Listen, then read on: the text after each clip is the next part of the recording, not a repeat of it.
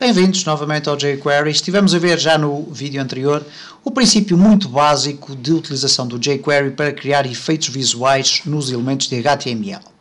Ora, o jQuery não tem apenas métodos para criar efeitos, ele tem também dois métodos, nomeadamente o fxOff e o fxInterval, para definir parâmetros que nos permitem condicionar a execução das animações, de forma a que, por exemplo, o utilizador possa indicar que um determinado browser ou um determinado equipamento não tem capacidade de processamento suficiente para executar uma determinada animação, e nessas circunstâncias o que nós pretendemos que seja feito é que o jQuery substitua a animação por uma animação direta, isto é, por uma alteração direta, sem haver ali aquele espaço animado pelo meio.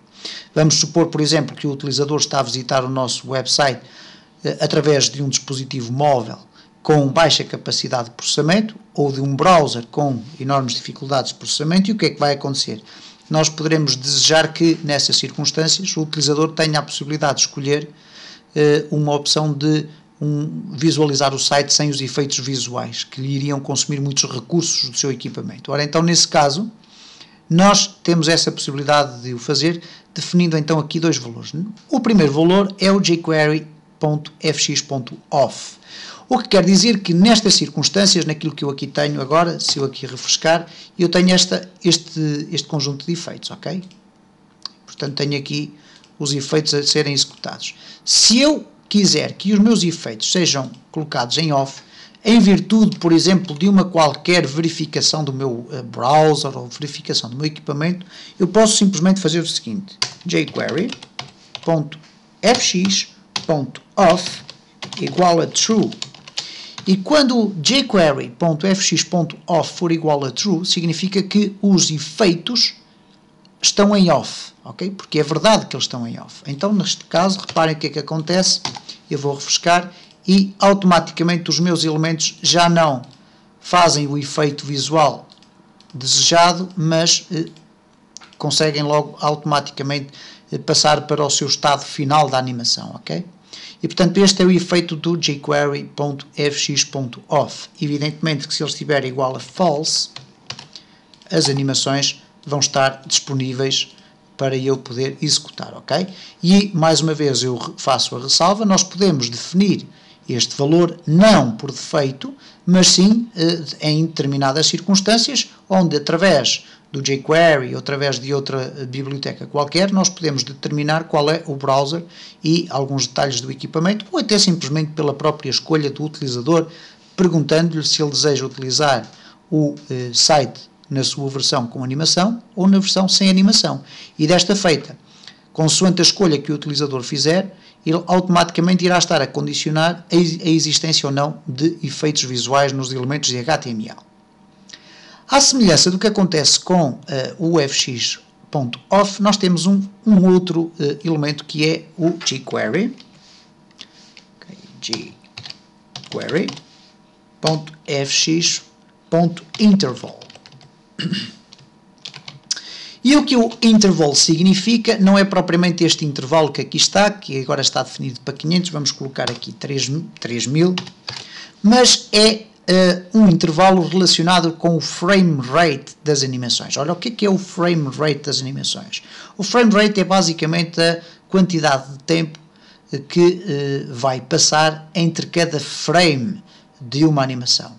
Normalmente as frames de animação, ou melhor, normalmente um segundo de animação contém 25 frames, dependendo do tipo de animação que estamos a fazer, não no caso do jQuery, mas por exemplo, existem estándares internacionais para a animação, há estándares que identificam 24 imagens por segundo, outros 25, outros 29.3 ou 29.7 e por aí fora.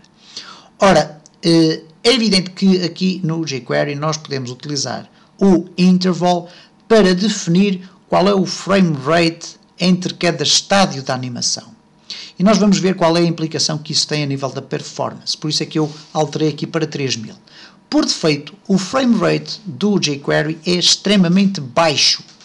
É de 13 milissegundos. O que quer dizer que se eu colocar aqui 13 milissegundos, eu estou na prática a introduzir aqui uma declaração que não vai ter efeitos práticos nenhuns. Isto significa dizer que por cada estádio da animação que é executada vão decorrer 0,13 milissegundos, ok? Isto nem sequer é 1 milissegundo, ou melhor, são 13 milissegundos, mas nem sequer equivale a 1/10 de segundo, porque para ser 1/10 de segundo seria 100. Nós vamos deixar ficar aqui, no entanto, 200 milissegundos.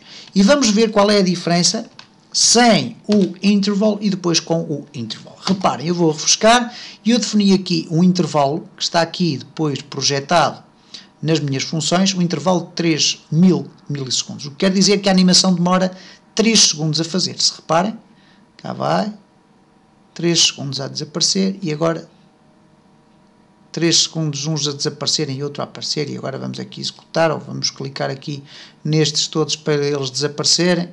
Ok, reparem, temos aqui um bailado estranho, e agora vamos ter aqui o executar a fazer aparecer toda a gente, ok, ao mesmo tempo.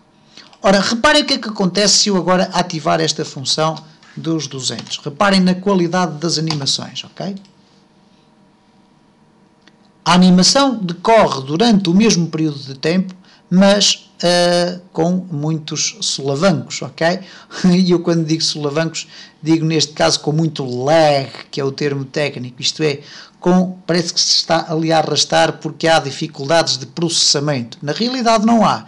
As dificuldades de processamento foram apenas estabelecidas por mim próprio através da introdução aqui do jQuery fx interval, ok?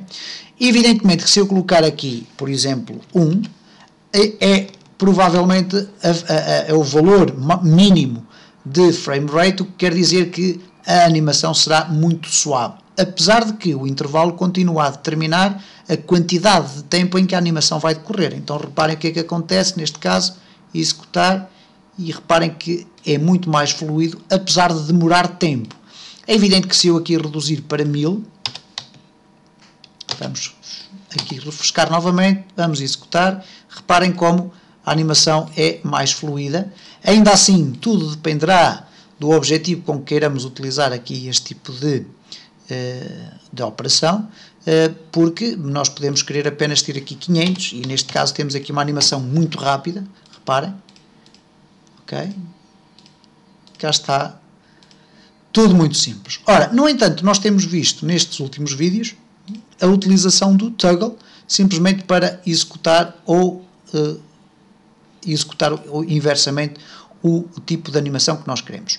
A partir do próximo vídeo nós vamos ver de que forma é que nós podemos utilizar métodos específicos para fazer fade in ou fade out ou outro tipo de efeitos nos nossos elementos de HTML.